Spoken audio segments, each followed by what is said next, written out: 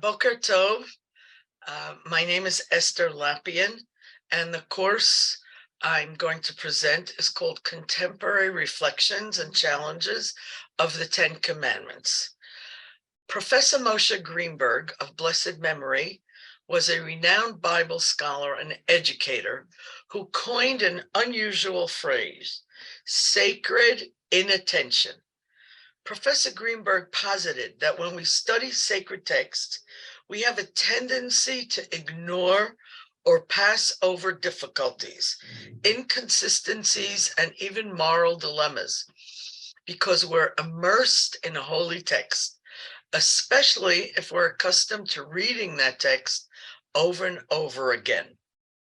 For example, King David's last will and testament, revenge in cold blood.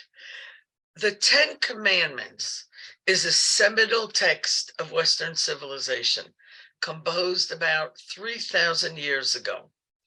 How often do we update our understanding of it? What does "thou shalt not covet" mean in a world which bombards us with advertising whose sole purpose is to make us covet? What does kabed et avicha ve'et imecha mean, entail in a world where our parents live into their 90s?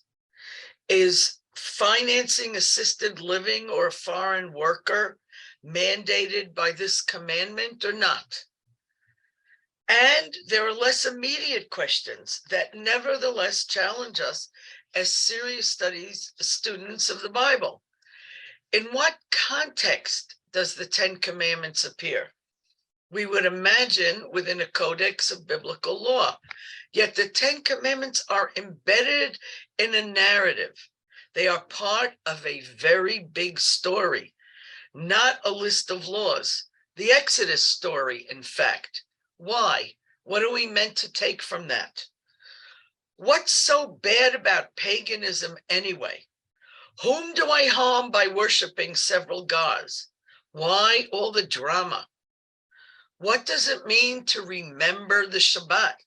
I wake up Saturday morning, look at the calendar, I say, I remember.